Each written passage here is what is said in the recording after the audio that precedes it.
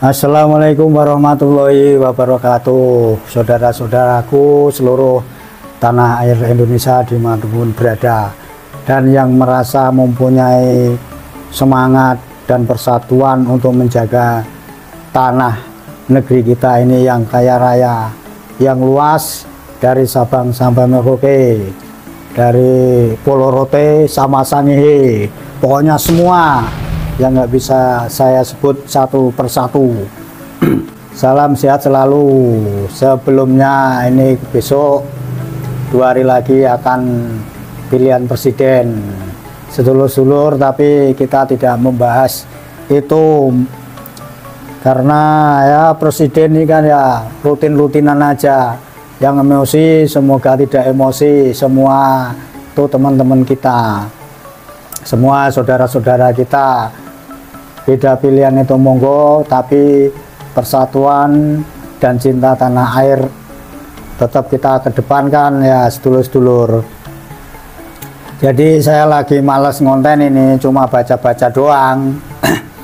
Ini dari beberapa netizen ini yang komen-komen di video saya yang kemarin, itu yang masalah Tuban, yaitu makam yang bertebaran dari Balawi sekitar komplek makam Sunan Bonang. Jadi dalam uploadan itu, kamu semua ini komennya saya anggap ya gimana ya, sadis tapi suportif, juga ada yang kasih solusi. Jadi ini saya baca saja langsung yang masalah video saya kemarin, yang masalah makam Banyak Balawi sekitar dekat makamnya Sunan Bonang di Kota Tuban. Begitu, jadi kita juga bingung, netizen juga berpikir bagaimana gitu. Ya namanya kuburan itu sudah situs cagar budaya, kenapa bisa ada makam-makam yang diduga nggak bener ada di sekitar itu, dan kapan ditanamnya, kapan dikuburnya, dan kapan digantinya. Ini semua netizen ini juga penasaran, pengen tahu. Jadi ini akan saya bacakan saja komen-komen netizen, semoga kita juga bisa mengerti perasaan kita di mana-mana ini menghadapi masalah pemalsuan makam, pemalsuan nasab, terus pengadaan atau pembuatan kuburan-kuburan baru di mana-mana. Itu semuanya yang di belakangnya itu bin Balawi dan oknum-oknum Habib yang selama ini mengatasnamakan cucu Nabi. Nah, ini kan selama ini meresahkan ya lur. Jadi ternyata itu bukan hanya di medsos lor, di kampung-kampung di sekitar wilayah saya ini sudah pada tahu, tapi jawaban dari oknum-oknum Balawi yang sudah terkonfirmasi itu ber-DNA Yahudi Askenasi ini sampai sekarang diam 1000 bahasa lor. Jadi untuk singkatnya tadi, karena kita lagi males bikin konten, jadi saya akan bacakan saja apa itu ya perasaan kamu semua yang komen di video saya. Jadi begini, namanya tidak saya sebut. Kutorejo itu termasuk kampung Balawi bang, sedang masyarakat sekitarnya rata-rata Muhammadiyah. Jadi jarang ada ziarah kubur sehingga banyak makam yang tidak terurus oleh keluarganya, wajar dimanfaatkan oleh oknum Balawi. Ya sebenarnya kalau yang makam ini, makam yang namanya wali-wali ini itu sudah jelas, itu yang ngatur kan ada namanya panitia atau kantor atau organisasi, atau bahkan mungkin ya kota madya atau kota kabupaten itu yang ada yang membawahi masalah untuk memelihara situs-situs itu. Jadi yang dimaksud di sini ini sekitar makam Kanjeng Sunan Bonang. Jadi yang dipertanyakan itu kemana ini selama ini petugas-petugas, kok sekarang ini baru ketahuan. Begitu sedulur. Jadi untuk saudara-saudara yang mungkin berpaham Muhammadiyah, mungkin yaitu saya tidak tahu seperti apa, apakah sering berziarah ke tempat orang tuanya, neneknya atau kakeknya atau abu buyutnya, saya tidak tahu ya, tidak komentar di sini. Itu saja sedulur yang masalah ini. Kenapa makam ini bisa dipalsukan? Ya mungkin karena kurang terurus, kurang perhatian, atau mungkin ada di balik itu kita yang nggak tahu, sehingga makam-makam itu menjadi ada. Ini lagi nih, berarti fakta itu Bonang benar itu fakta, maaf, benar fakta itu Bonang memang is the best ya, harusnya memang seperti itu. Nah, diperhatikan wilayah-wilayah yang ini khususnya Bonang dan siapa yang mengatur di situ supaya lain kali akan menjadi baik dan tidak ada lagi kuburan-kuburan baru yang diduga palsu, yang semuanya ini dari oknum Balawi. Ayo kita orang Nusantara bersatu dan ramai bersatu untuk mengeksekusi makam palsu. Ya perlu pemikiran dingin saudara ya. Jadi sepertinya itu gampang sekali kalau kita melihat hal seperti itu, kita datang langsung kita cabut, kita eksekusi. Itu memang maunya kita seperti itu. Tapi yang membuat ini sepertinya berjalan lambat. Ini masalahnya negara kita ini kan ya negara hukum. Terus yang mau mengeksekusi itu juga kan jangan-jangan kan pikirannya juga seperti itu, jangan-jangan ini benar nanti digugat sama orang yang punya, itu juga jadi pemikiran. Tapi memang kalau di daerah teman-teman itu sudah jelas, misalnya nggak ada kuburan Balawi kok sekarang ini tiba-tiba ada. Nah itu atas kesepakatan teman-teman mungkin ya dengan masyarakat langsung saja dicabut. Nah kan begitu. Jadi untuk mencabut, mengeksekusi makam yang diduga palsu dan ini kalau sudah lama yaitu tidak segampang itu. Jadi perlu tahap-tahap dan koordinasi yang lebih baik sehingga dalam pelaksanaannya bisa lancar, aman, tentunya tidak digugat oleh siapapun. Begitu teman-teman. Jadi memang Balawi ini sekarang kan bikin kita ini jengkel. Terus bagaimana kalau melihat oknum mereka ini yang ceramah-ceramah, bahkan ini baru-barusan ini saya melihat ada lagi itu cucu palsu yang berambut pirang itu. Kemarin dulu pakai pedang, sekarang pakai rencong. Ini maksudnya apa? Sudah saya bilang namanya watak itu enggak gampang bisa disembuhkan. Tapi kalau watuk atau batuk itu ada obatnya.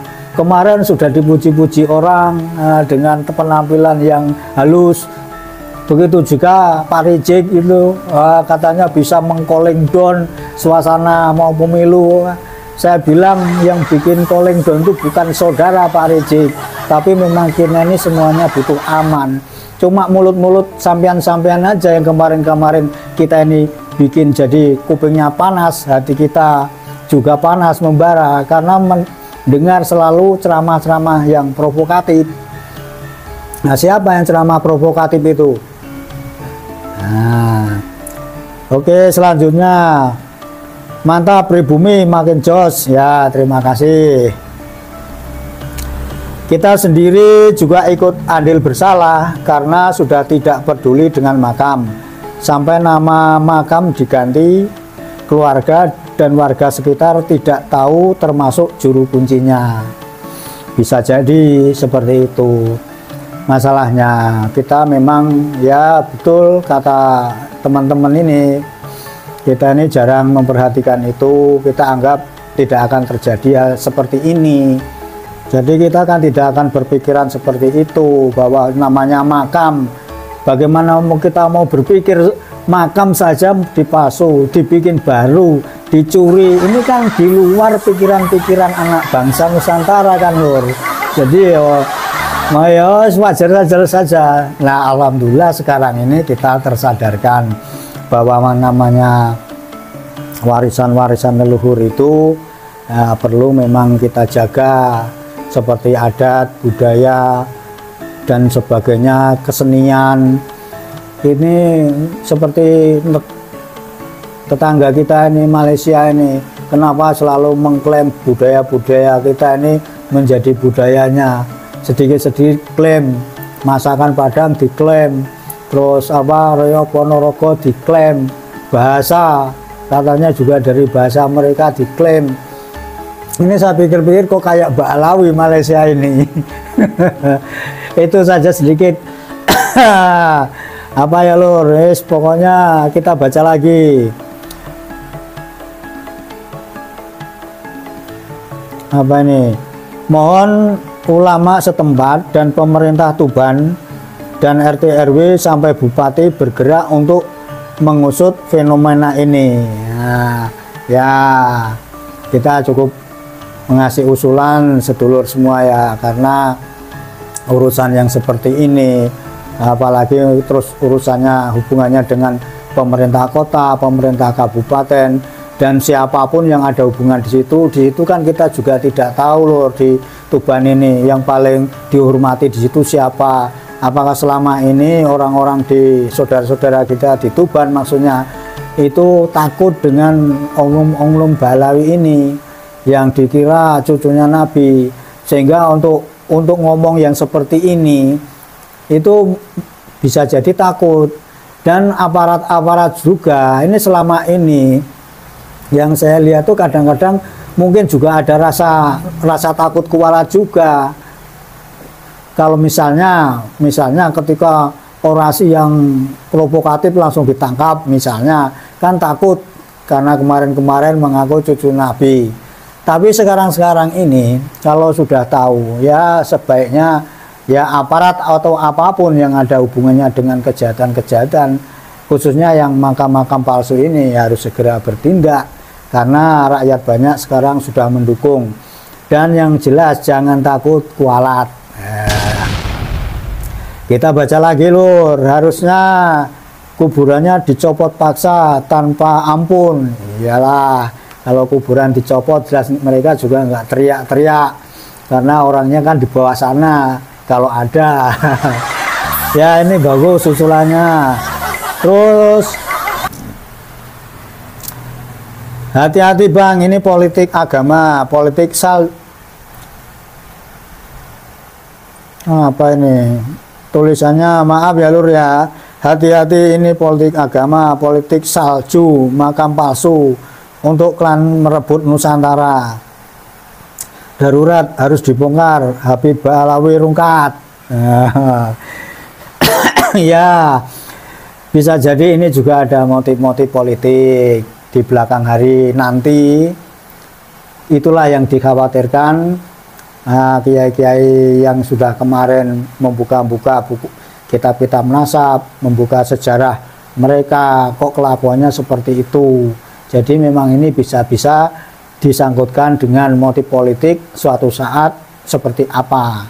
Jadi saya tidak begitu membahas ini, itu kita biarkan saja nanti berjalan sendirinya. Nanti tetap yang tersembunyi semoga bisa terkuak, dan maksud dia ini apa, walaupun sebenarnya ya yang bayang itu sudah mulai kelihatan maksudnya apa. Mereka bikin makam palsu, merubah nama orang di makam itu, terus apalagi memalsukan sejarah, memalsukan nasab.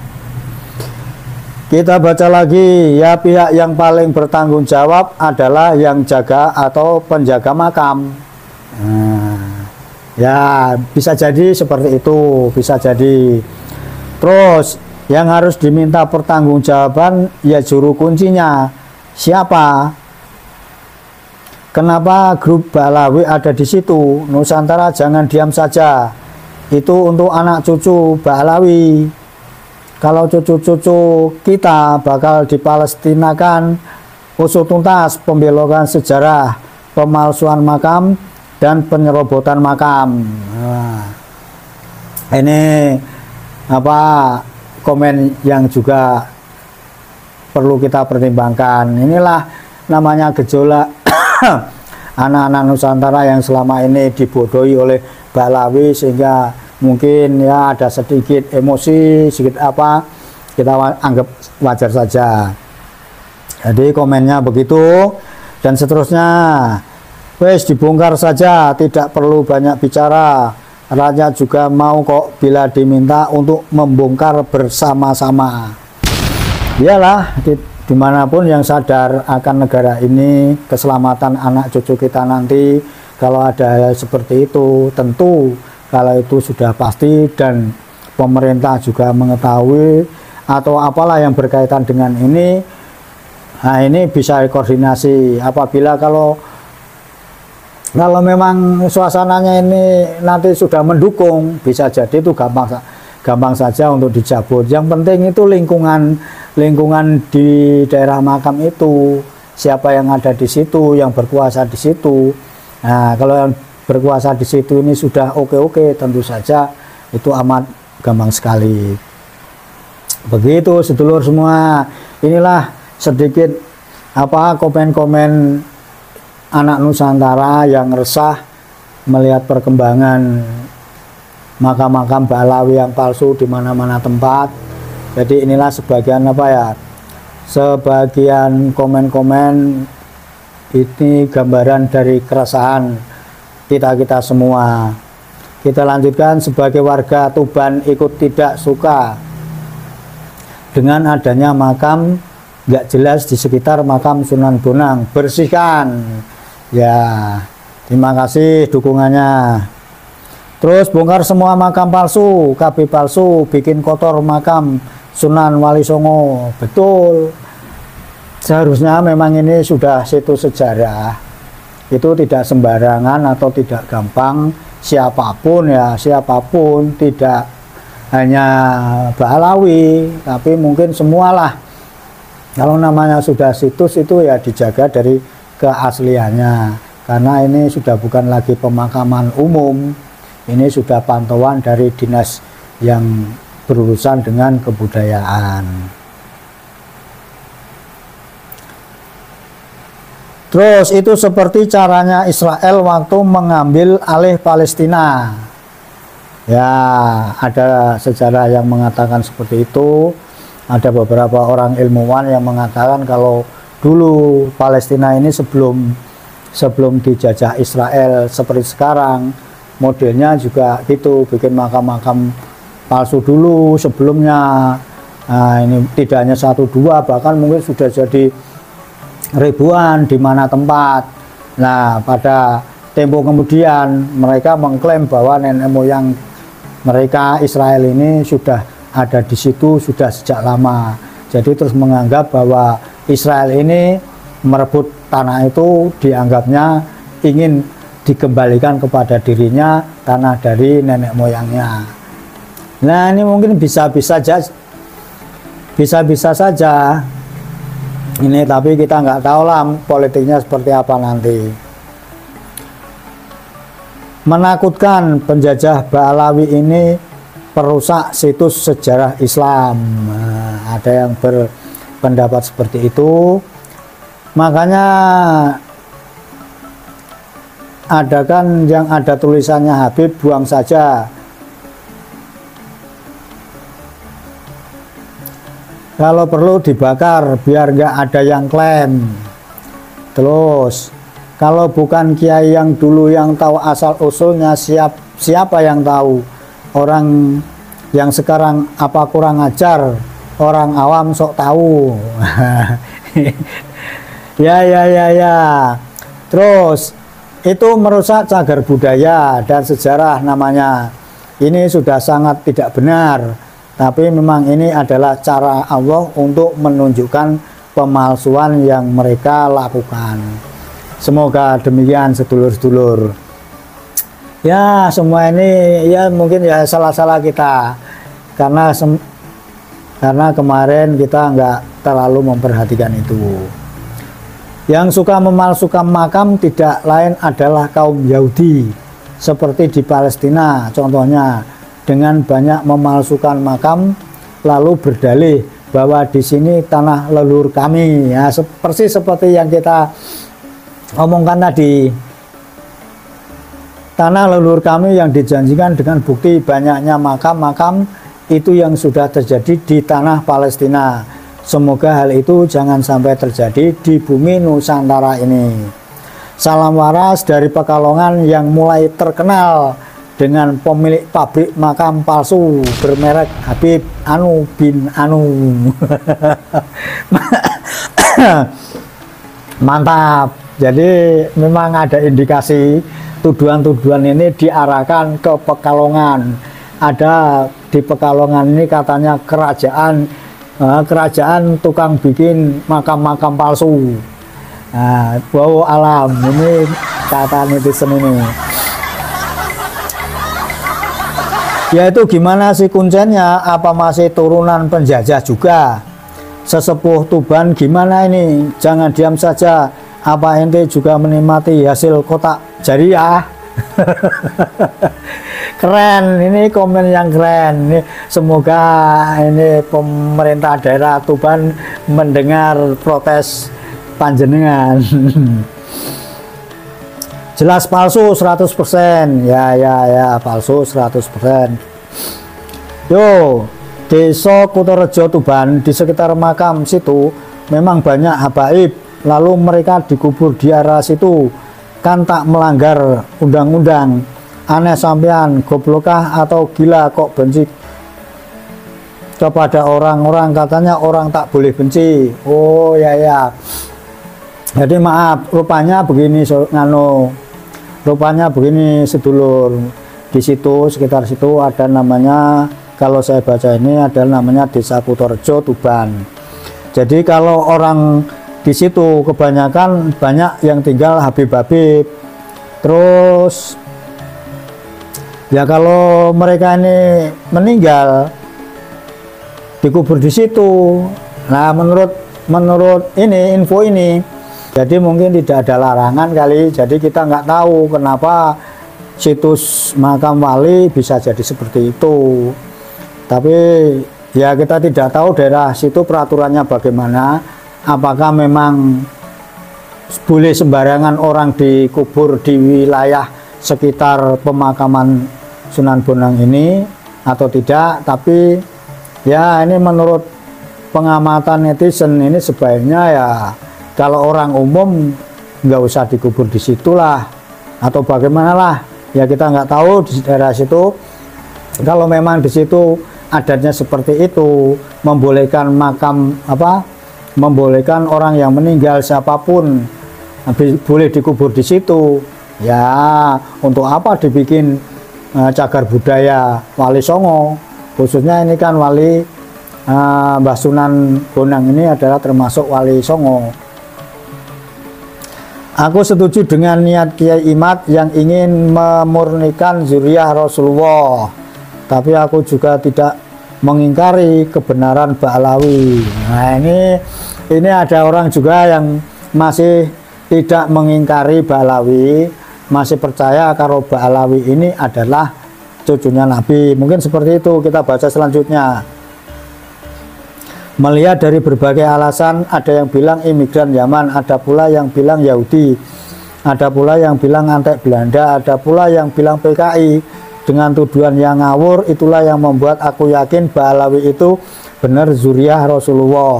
Bagi yang tidak sependapat silakan, tapi kalau dibilang penyembah kuburan itu benar-benar fitnah yang tak punya ilmu. Ya, benar. Jadi begini teman-teman, jadi memang kita tuh belajar sejarah itu juga perlu. Jadi sekolah itu tidak hanya kita pintar bahasa Inggris, matematika, dan seterusnya, tapi pokok sejarah ini juga sebenarnya itu amat penting sekali. Karena apa? Kalau terjadi hal yang seperti ini di kemudian hari, ini kita bisa kacau kalau nggak punya patokan sejarah. Seperti cerita Ini keluhan barusan dari netizen ini, dia masih mempercayai Ba'alawi.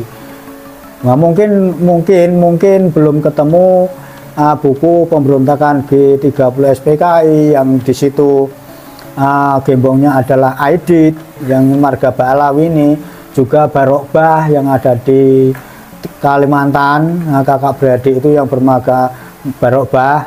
Terus ada juga Muso yang di di Madiun. Itu kan buku sejarah perlu dibaca. Nah, itu perlu di cross check, benarkah mereka ini Ba'alawi apa bukan. Kesimpulannya sampai sekarang mereka ini dari klan Ba'alawi.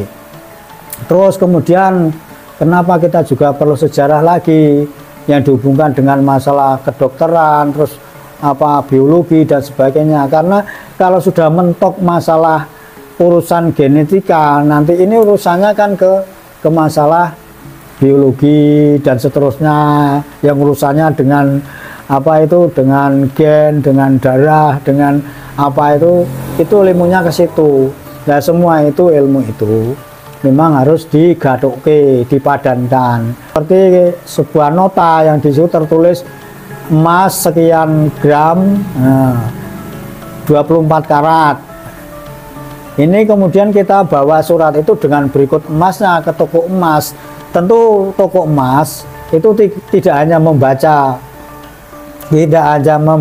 kertas nota ini, juga tidak percaya begitu saja dengan emas yang kita bawa. Tentu emas yang kita bawa mau jual ini dites dulu dengan sesuatu yang menyebutkan bahwa itu benar-benar emas. Nah, kalau yang masalah nasab ini, itulah larinya ke DNA. Walaupun kitab-kitab itu sudah beratus kitab atau berjuta kitab, itu kalau digandengkan dengan ilmu pengetahuan itu nggak nyambung. Yang dipakai yang mana? Apa kitabnya yang bohong? Masa ilmu pengetahuan bohong? Kan nggak mungkin. Jadi semuanya ini perlu dites keasliannya. Benarkah nasab mereka ini nasab ke Kanjeng Nabi atau nasab Yahudi Askenasi? Toh sampai sekarang mereka tidak begitu antusias atau berani dengan tes DNA ini. Kenapa? Kemungkinan karena juga mereka juga ragu bahwa mereka ini adalah zuriyah Nabi. Kalau mereka benar-benar yakin kalau zuriyah Nabi, apa masalahnya dengan tes DNA? Toh mereka orangnya kaya-kaya. Selama ini gampang sekali mereka mendapatkan duit, entah dari dawir-dawir atau pengajian-pengajian atau lelang-lelang, lelang siwak, lelang serban dan sebagainya. Toh sampai sekarang mereka tidak berani. Ada apa? Nah itu. Jadi kadang-kadang kita kasihan juga kepada oknum-oknum Habib sekarang ini. Dia merasa yakin kalau dia zuriyahnya Nabi. Itu dia dapat doktrin itu juga dari orang tuanya, dari organisasinya. Dan orang tuanya ini dari orang tuanya yang lalu, dari kakeknya, terus dari buyutnya, dari cangganya dan seterusnya, sehingga sampai sekarang mereka itu meyakini bahwa mereka ini anak cucu dzurriyyah dari Nabi.